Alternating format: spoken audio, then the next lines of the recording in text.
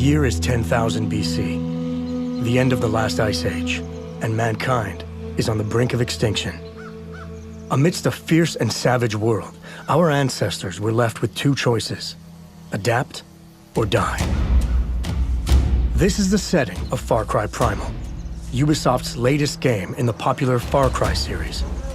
In it, players will experience the Stone Age, a period which would change the course of human history and lay the foundation for our lives today.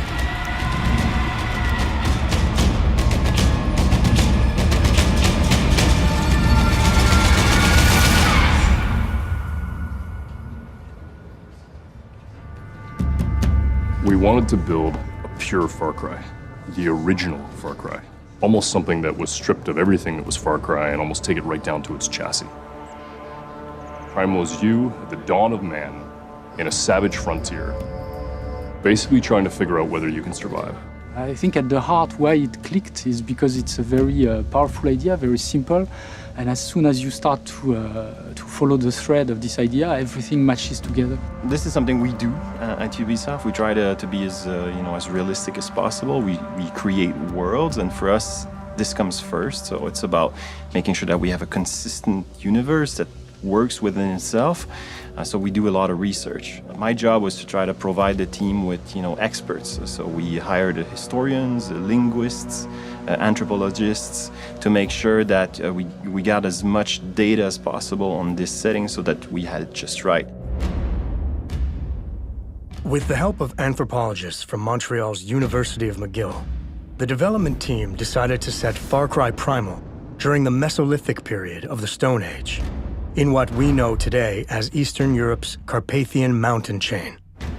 As the Ice Age ended, this region became a verdant climate where life flourished, where tribes from Northern Europe, Western Europe, and Mesopotamia intersected as they migrated across the continent in search of resources. This made for an ideal setting for a Stone Age game. By taking the prehistoric age, and especially the Mesolithic era, we are right into the first frontier, the first time people were actually going to fight for land. Far Cry Primal takes place in a giant valley called Uros, and in it, players will encounter many different human tribes. Each of these tribes depicts an important branch of prehistoric humanity, and each carries their own culture and set of beliefs. The Winja tribe is a tribe of, originally a tribe of hunter-gatherer. They were traveling throughout Europe following the food all year long. But when they found Oros, which was full of life, they started to settle down. The Isila are the most advanced tribe. They have almost like 1,000 years of advance. They come from Mesopotamia. They already master irrigation and agriculture, and they are so advanced that they consider themselves above the other tribes. And they started to capture Winja and Udam to do their labor. So in a sense, they're the first slavers. During their research, a third possibility emerged that fascinated Far Cry Primal's development team. Throughout history, there have been known anomalies in human development, groups that have evolved in total isolation for hundreds or even thousands of years. The Udam tribe is an exploration of this concept. The Udam tribe, in order to survive, started to resort to inbreeding. So now they're like a dying breed. They don't know what's going on with themselves, and they're looking for a cure, something that would save them. And they scavenge Oros to eat people that they think might be stronger than them and would provide them the cure.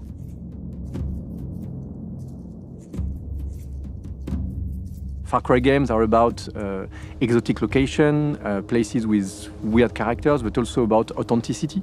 And the language is really essential.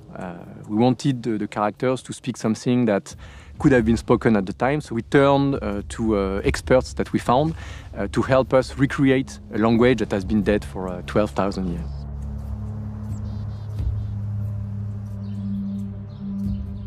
So Proto-Indo-European was a language that was spoken thousands of years ago. It's the source of many languages that are spoken today, languages like English and Spanish and Russian, but also the source of ancient languages like Latin, Greek, and Sanskrit. There are a number of words that we can reconstruct or we know to have existed within Proto-Indo-European. So for example, the word for water was water. The word for brother was brachted. Now we figure this out by looking at what the languages that were actually written down, the languages that are spoken today, what do they say? So if you look at the word for brother, in English we say brother. In Latin they said frater. In Greek, there's a word that means a member of a secret society called prater. And in Sanskrit, they have bratad. And you can take all of these things back to something like brachted.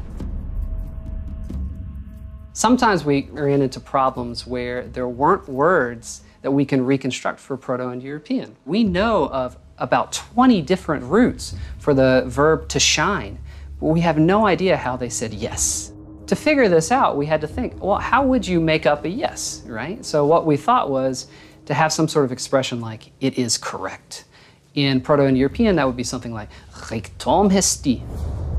Each of the 3 tribes in Far Cry Primal speak their own adapted form of the Proto-Indo-European language, which reflects their beliefs, societal structure, and level of awareness of the world around them. For Wenja, we wanted a language that Proto-Indo-European could have come from. So we looked at certain very ancient features of Proto-Indo-European, and we assumed them to be the baseline for not only the Wenja tribe, but also the Udam.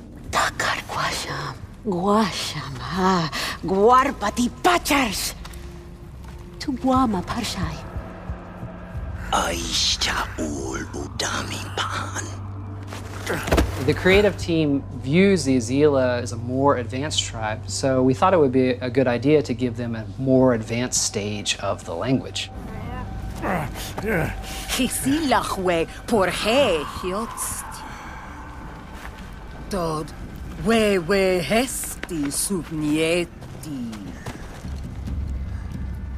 Well, we know that there were certain sounds within Proto-Indo-European that are very difficult for English and French speakers to pronounce.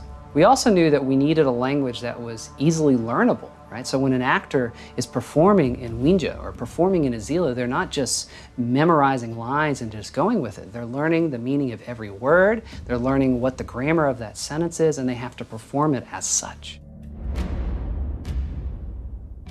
Getting the game's actors into character was a huge challenge, as our ancestors had none of the mannerisms that are a part of our modern body language. To tackle this challenge, movement coaches were consulted to deconstruct how early man moved and reacted. The movement coaches, we would start with a warm-up and rehearsal before the shoot. And that consisted of breathing. It consisted of walking, figuring out where your center was so you can drop your center. Modern man walks more upright. So we had to learn how to drop our center of gravity. We had to learn how to not do things that we normally do, like point at people and, just gestures you don't even think about. I convinced Footy, the director, I was like, please, please, please, can I do an immersion language class with the actors? Because I wanted them to really feel like they were speaking this, that they were living this experience. The first day, I came in and the actors didn't really know what they were going to do. They thought we were going to do some grammar or something like that. And I did a full immersion lesson.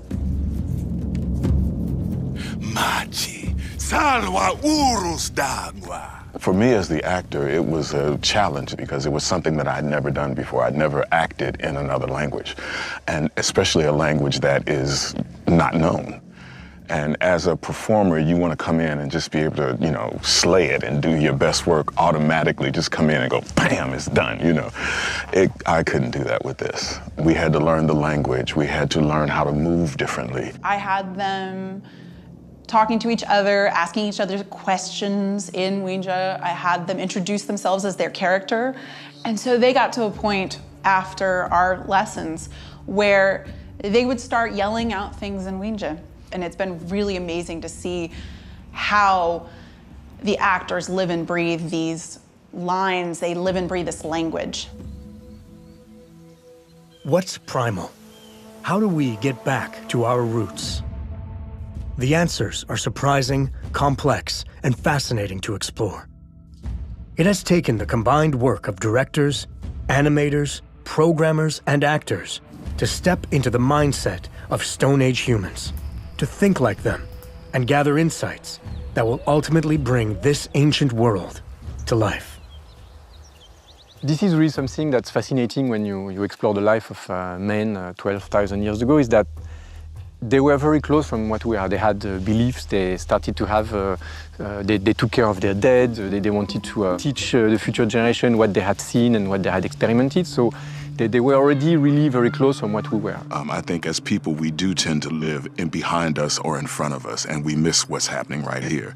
But in Primal Man, he had to be aware of what was happening right there because everything was dangerous. You can see how simple life was back then, how fragile it was at the same time. People lived 30 years max. It was hard. It was really hard. So again, this, I guess this game will make you feel more connected to nature and to what being a human is.